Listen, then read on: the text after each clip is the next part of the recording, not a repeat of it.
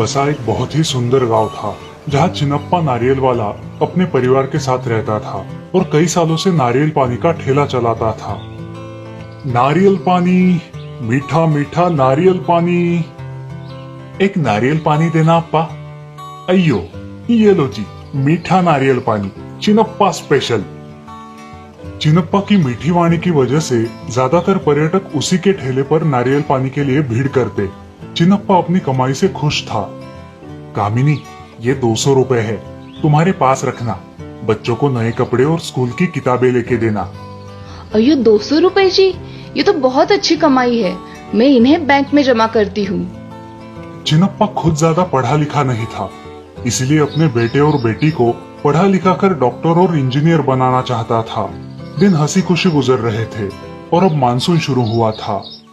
कामिनी, नारियल का स्टॉक खत्म होने को आया है, आज मैं थोड़े नारियल तोड़ के लाता हूँ। अयो मैं क्या बोलती, अब टूरिस्ट का सीजन बंद है तो क्यों आप पेड़ पर चढ़ती? अब पेड़ पर फिसलन होगी। अयो कामिनी, तुम कब से डरने लगा? एक नारियल वाले का बीबी पेड़ पर चढ़ने से कभी नहीं डरेगा।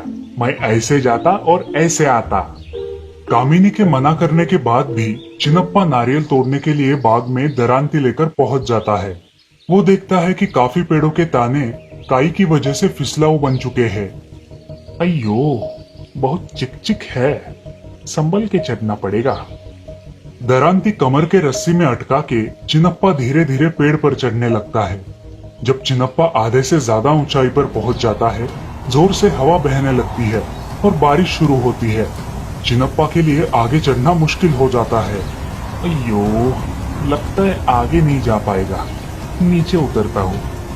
ये सोच के चिनप्पा धीरे धीरे नीचे उतरने लगता है और पैर फिसल के ऊपर से नीचे गिर जाता है। गंभीर जख्मी चिनप्पा को गांव वाले अस्पताल ले जाते हैं। इस घटना में चिनप्पा की मृत्यु हो जाती है और कामिनी पर आसमान टूट पड़ता है।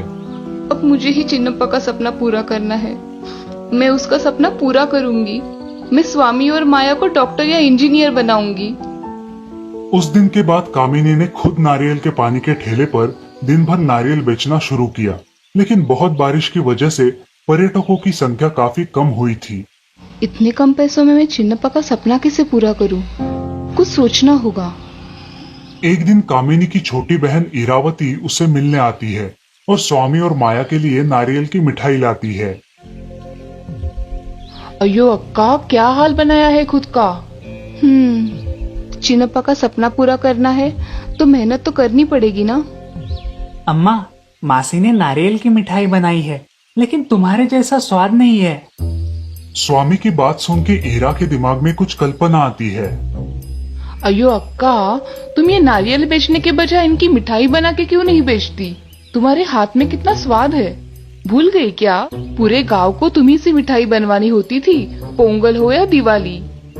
ईरा सच कह रही है, मैंने तो ये बात सोची ही नहीं। कोशिश करने में क्या जाता है। अगले ही दिन कामिनी ने कुछ नारियल की मिठाई बनाई और अपने ठेले पर बेचने के लिए रखी। शुरू में किसी ने मिठाई में दिलचस्पी नहीं दिखाई और कामिनी थोड़ी निराश हो गई। अयो, कोई भी नारियल की मिठाई नहीं ले रहा, कुछ तो करना होगा। कामिनी ने बनाई नारियल की मिठाई वैसे ही वापस घर आई थी। माँ को चिंतित देख स्वामी उसके पास आया। अम्मा, क्या हुआ? आप चुप क्यों हैं? नहीं नहीं, मैं अच्छी हूँ। तुम खाना खा के सो जाना। कल स्कूल के डिब्बे में इडली सांभर देती हूँ। अम्मा, अब तुम टिफिन मत देना। कल से स्कूल में सरकार की तरफ से पोषक खिचड़ी मुफ्त मिलने वाली है। लेकिन ये योजना बंद हुई थी ना, क्योंकि कोई लेता ही नहीं था। हाँ अम्मा, लेकिन हमारे टीचर ने सबको थोड़ी थोड़ी खिचड़ी चखने दी और फिर क्या?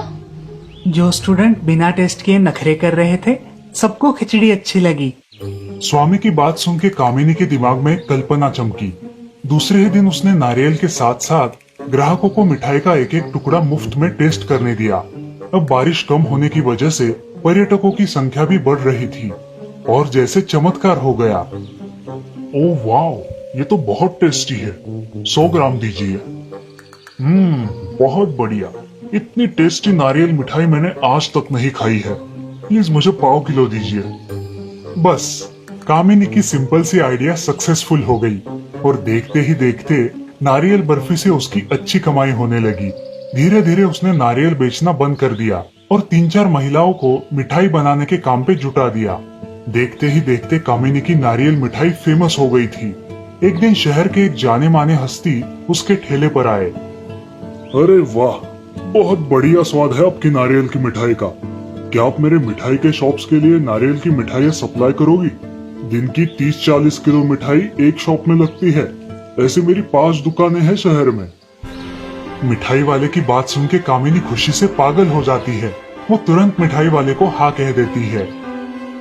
कामिनी अपने मेहनत के बलबूते पर जल्द ही बहुत बड़ी सफलता हासिल करती है। अब उसका छोटा घर सुंदर बंगले में बदल जाता है। तो देखा दोस्तों, अगर हम चाहे तो जिंदगी में कुछ भी नामुमकिन नहीं है। बस आपको पूरी ईमानदारी से अपने लक्ष्य की ओर सही दिशा में कोशिश करनी है, जैसे कामिनी ने की। तो अगर आपको वीडियो अच्छा लगा हो तो इस वीडियो को लाइक, कमेंट और शेयर करें और चैनल को सब्सक्राइब करना ना भूलें। Thank you.